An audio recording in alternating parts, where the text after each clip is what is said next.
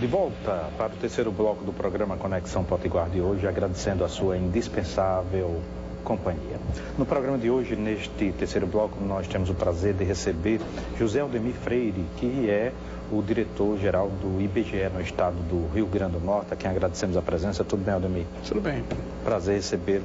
José Aldemir, eu vi algumas publicações, fala suas, sobre a questão do setor de serviço no Rio Grande do Norte. Ele cresce, decresce, ele é atrasado em relação a outras regiões do país, ele está em crescimento? É semelhante ao que ocorre no Brasil e na maioria dos países do mundo. O terciário, que é o setor de serviço mais o comércio, ele tende a representar uma parcela cada vez maior do PIB. Hoje, o setor terciário do Rio Grande do Norte deve responder aí por 2/3, em torno de 66%, mais ou menos. Se nós tirarmos o setor público desse terciário, o setor público é o principal setor da economia do Rio Grande do Norte. Se nós tirarmos o setor público, que representa aí 24%, 25%, o setor de serviço e comércio privado responde por 40% do PIB. Você tem aí nesse bolo, o comércio aparece com um grande setor e tal. Então, é um segmento que ele é importante, ele emprega, é o setor que mais emprega gente, gera uma parte razoável de tributos, sobretudo os tributos municipais, o ISS, por exemplo, que é cobrado desse setor. Mas o nosso setor de serviços, ele é um setor ele é tradicional, né? Do ponto de vista, se você imaginar setores de serviço modernos, que são inovadores, que geram novas tecnologias e que são capazes de puxar o desenvolvimento, e você olhar outros setores que são tradicionais, ou seja, que sempre existiram, os nossos são tradicionais. Quer dizer, se nós imaginarmos os nossos principais setores de serviço, tirando o setor público, seria o setor de comércio, o setor de hotelaria e alimentação, serviços de saúde privados, serviços públicos, serviços privados de educação e alguns serviços prestados à empresa. Os setores mais modernos, se nós pensarmos assim, aqueles setores de tecnologia da informação, de comunicações, o nosso ele é bem menos restrito. E mesmo nesses setores, nós ficamos com a parte menos nobre. Porque se nós imaginarmos nesses setores de tecnologia da informação, o que a gente tem aqui é basicamente as empresas de telefonia. Claro que você tem também as empresas de televisão, mas elas são ou só ligar e receber ligações, ou transmissão de imagem e vídeo pela internet, ou o caso das retransmissoras das grandes redes de televisão.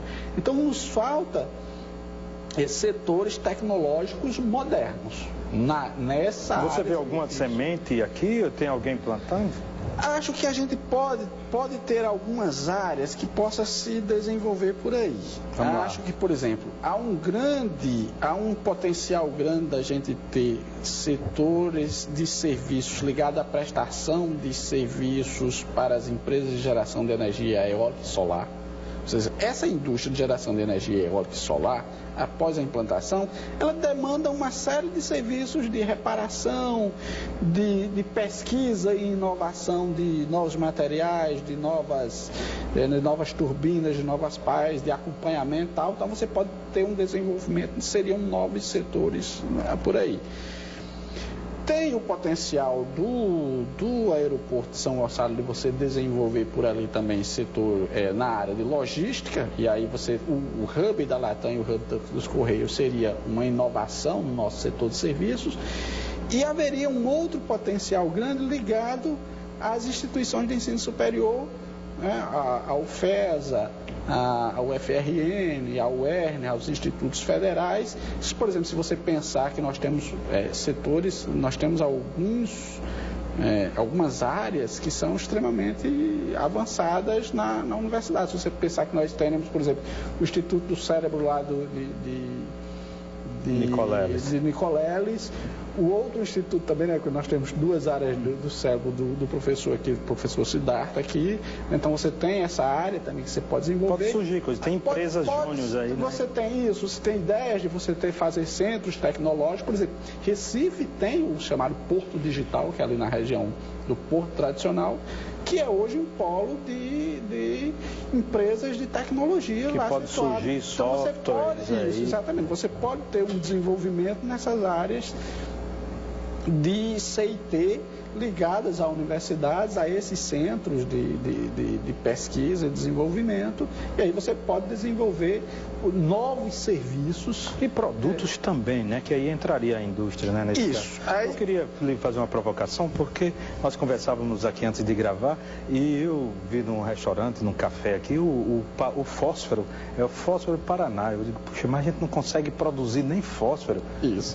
É uma outra coisa, por exemplo, os países desenvolvidos, há toda uma lógica dizendo, os países desenvolvidos, eles se desenvolveram puxado pelo setor industrial e agora, mais recentemente, a indústria perde peso nesses países desenvolvidos e vai se desenvolvendo o setor de serviço. Mas vai se desenvolvendo um setor de serviço moderno. Se você pensar, por exemplo, nos Estados Unidos, e você pensar na Apple, na produção de celulares, a produção física de celular está lá na Ásia. O que está lá nos Estados Unidos é a parte de inteligência do celular. Então você tem, foi uma transição de uma indústria para um setor de serviço moderno. No caso do Rio Grande do Norte, nós nem chegamos na indústria ainda, né? Nós nem nos nem a parte mais barata do celular isso, a gente produz. Nem a gente se industrializa. A nossa indústria é bastante tradicional, nós temos uma indústria ligada à indústria extrativa de petróleo e gás e refino, mas a nossa indústria mais é uma indústria tradicional, ela está ligada a produtos alimentares, bebidas, têxtil e confecções e a indústria de cimentos e agregados e essa parte ligada à construção civil.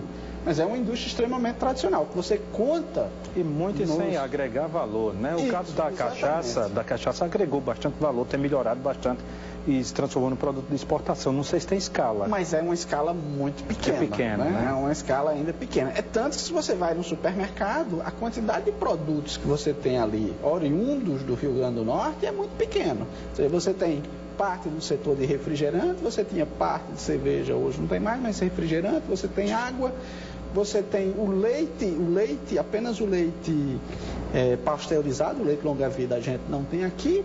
Você tem alguma área, você tem massas, cafés. Acho que tem coalhada, mas já não tem muito iogurte. Mas essa parte de iogurte você quase não tem, você tem alguns, mas é dominado ainda. Porque hoje você tem o queijo de coalho, mas você tem os outros queijos não estão presentes.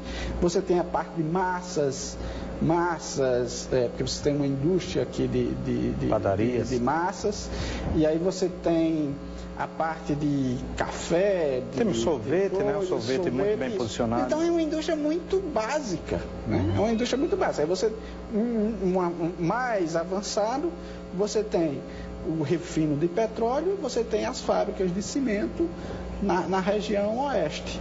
E aí, essa é uma indústria muito tradicional, né? Ou seja, é uma indústria ainda muito rudimentar. O ferro também, né? O ferro. Não, não temos ferro. Não tem mais, não? Não. Que a gente notícia teve ruim. uma aventura, mas não deu certo. Teve uma aventura de ferro aqui, mas o preço do ferro hoje, a gente não tem a menor possibilidade de sermos competitivos. Quem é que é competitivo no mundo hoje? Hoje a Vale é competitiva, mas inclusive a Vale enfrenta grandes dificuldades porque o preço do minério de ferro no mercado mundial despencou. Então, hoje vai sobrar poucos players, só aqueles locais que são bastante produtivos, com a logística extremamente desenvolvida e tal. Então, além do preço, a China também, que era uma grande compradora, deu uma desacelerada, né? A desaceleração da China implicou numa demanda menor para o minério de ferro e o preço despenca. Então, tudo isso, então o ferro é algo que passou, assim, foi uma nuvem passageira que não deu lá grande fruto, senão não vejo no horizonte, a menos que a gente tenha um novo ciclo, um novo boom, mas nos próximos 10 anos eu não vejo como o minério de ferro ter algum futuro aqui no estado. É uma pena. Meu querido José Aldemir Freire, do IBGE do Rio Grande do Norte, muitíssimo obrigado pela sua presença no programa Conexão Potiguar. Aproveite e lhe passo o Jornal Potiguar Notícias, que está nas melhores bancas do Rio Grande do Norte. Eu que agradeço o convite e estou sempre à disposição. Muitíssimo obrigado, Aldemir. Leomir, muitíssimo obrigado, caríssimo telespectador, caríssima telespectadora, pela sua indispensável audiência. Um grande abraço e até mais.